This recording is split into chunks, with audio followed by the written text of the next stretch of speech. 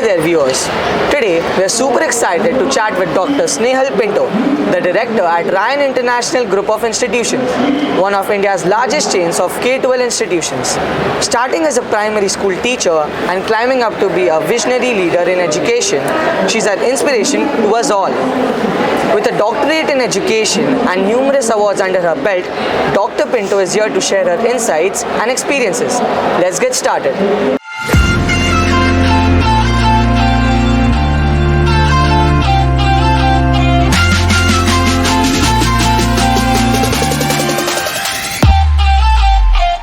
So Dr. Pinto, you started as a teacher and now lead a huge group of schools. What's the biggest lesson you've learned on this journey? So firstly, congratulations Arjun, everyone, on your venture into anchoring and the world of media. And I know these are your training grounds. And it is kids like you that make our job worthwhile. And I call it our roles, our responsibilities and our jobs, but really it is a calling.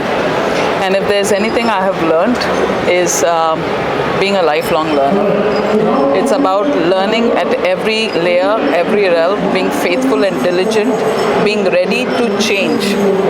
I think my biggest lesson, that's what you're asking, right? Yeah. My biggest lesson is having the humility to say I don't know everything and I can't be everything, but I'm willing to learn. And I think that is a starting point for us as educators, but learners for life.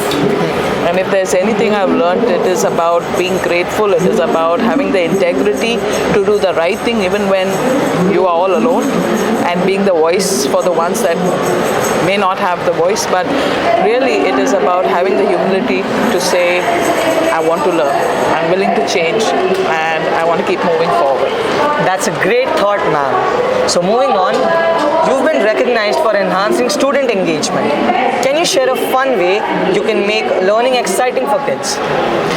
I think having seen different generations through our classrooms, I started out as a primary teacher, and now it's Gen Alpha, right? Yeah. If I've learned something, it's about you guys are risk takers. You have the courage. I think we Gen X's didn't have at that age. But what I'm encouraged is we have the privilege to steward you and guide you into that space. So learning in action, I think, is something where if you want to talk about prehistoric era, it's not about being in the classroom, it's about being on the field and talking about it, but also doing something with it, like doing your R&D. And I think that's why I like having the best learning practices, from different boards come into our conventional boards. So we have our SSC boards at Ryan's, we have ICSC, CBSC, we have IG and IB, and it's just the best practices that we can use into our classrooms across the boards that make it worthwhile. So for example, when we want to talk about, say, cultivating empathy, nurturing that, it's not about talking about it alone. We give the context, but then it's about taking them and getting them involved in the real life project, the project of your choice. But make sure it's not about you, it's about the project, it's about the cause. And as a result, I've had kids have passion projects, especially in our 5th grade, open an NGO for stray dogs, and this was during the lockdown. So, just those simple things. We had a food bucket challenge, which was a big thing for our children that rallied everyone together towards a cause beyond themselves. So it is things like these which, when I see learning in action happening, it's visible learning. This is what is about, really. So according to you, practical work makes a lot of sense. Consistent practical work. That's right. Yeah. And you've been involved in various high-impact student-centric initiatives.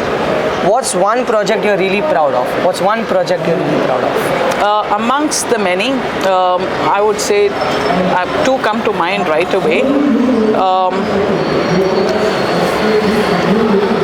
So from our side, when I say our side, is from our chairman Sir Dr. F. Pinto and managing director Madam Grace Pinto. Their vision of having mini-thons. When we started 24 years ago, I was growing up then. I was like, why do we need to have 10,000 children running? Like, do we really need to do that? But having gone through the years today, when I interacted recently with Aishwarya Mishra, she won the gold at the Asian Championships, and a daughter of a vegetable seller from one of our schools, St. Mary's Daisa. Can I just say, it was a humbling experience for me, Arjun, because she said I started my journey in the Minithon. Oh. And it is those kind of things that make what we do worthwhile as educators, right, at Ryan's.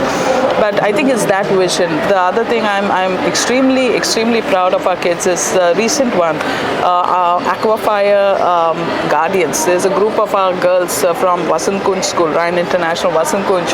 They participated in the climate change COP28 in Dubai, and for their project won the first prize. They were the finalists one of the 5 finalists from across the world, but they won the first prize. So, I see our role as creating space for creativity to flourish into innovation.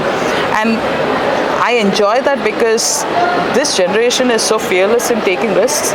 Like, you guys are amazing if there's a cause that you believe in, you will go all the way to pursue it and actualize it. And all we have to do is scaffold the efforts and facilitate and make sure that we are around. And that makes it a lot easier really for us. And our roles may have changed, but we're here for you. That's right, ma'am. And lastly, as someone who has won so many awards, what does success mean to you in the field of education?